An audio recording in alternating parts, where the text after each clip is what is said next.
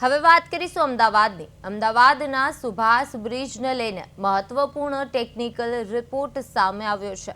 આશરે 1 મહિના પહેલા બ્રિજના પિલરમાં તિરાડ જોવા મળ્યા બાદ પ્રથમ સેમ્પલ ટેસ્ટિંગમાં કોઈ ખામી ન હોવાનું જણાયું હતું, પરંતુ બાદમાં કરાયેલા ડિટેલના ટેસ્ટિંગમાં પિલરમાં ખામી હોવાનું સ્પષ્ટ થયું છે।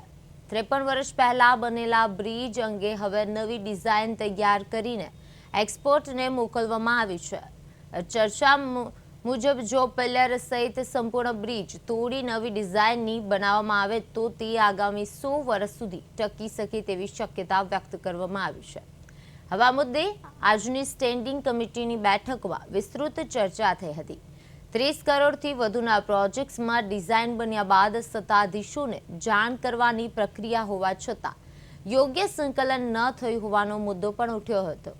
જ્યારે પદાધિકારીઓએ બ્રિજની મુલાકાત દરમિયાન જણાવ્યું હતું કે તેમને અગાઉથી જાણ કરવામાં આવી ન હતી અને તેઓને મીડિયા મારફતે માહિતી મળી હતી। કમલેશ પટેલે આ અંગે નિવેદન આપતા સંકલન અને પ્રક્રિયામાં ખામી હોવાનું જણાવાયું છે।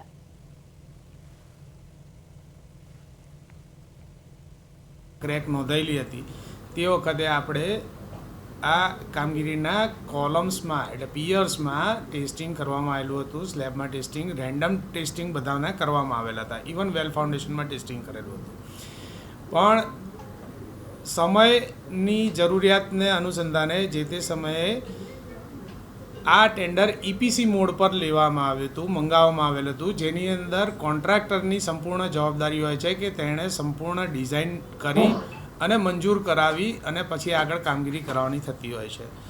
જ્યારે કામગીરી શરૂ કરી, એક બાજુ ડિમોલિશનની કામગીરી ચાલતી હતી અને ડિટેલ ટેસ્ટિંગની કામગીરી થઈ, ત્યાર પછી એવું જણાવેલું હતું કે આની અંદર કોલમને એટલે પિયરને રિપ્લેસ કરી દેવા વધારે હિતાવહ જણાય છે, જેથી કરીને કન્ટિન્યુઅસ 100 વર્ષના લાંબા ગાળાનું આયોજન થઈ શકે।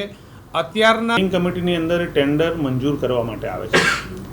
અમારી પણ લાગણી હતી કે આવા કોઈ મોટા પ્રોજેક્ટ હોય તો કમસે કમ ડિઝાઇન બન્યા પછી અમારી સાથે સંકલન થાય તો ભવિષ્યમાં બીજા કોઈ પ્રોબ્લેમ ઉદ્ભવ થતા હોય એ ના થાય અને અમને પણ આવા મોટા પ્રોજેક્ટ વિશેની જાણકારી મળે। એ માટે આજે કમિટીમાં કહેવામાં આવ્યું છે કે આવા 30 કરોડ કરતાં વધારે જે રકમના કામ હોય આ તમામ કામમાં ડિઝાઇન થઈ ગયા પછી એટલે કે ટેન્ડર બહાર પાડતા પહેલાં એક વખત જવાબદાર લોકો સાથે ચર્ચા કરવામાં આવે।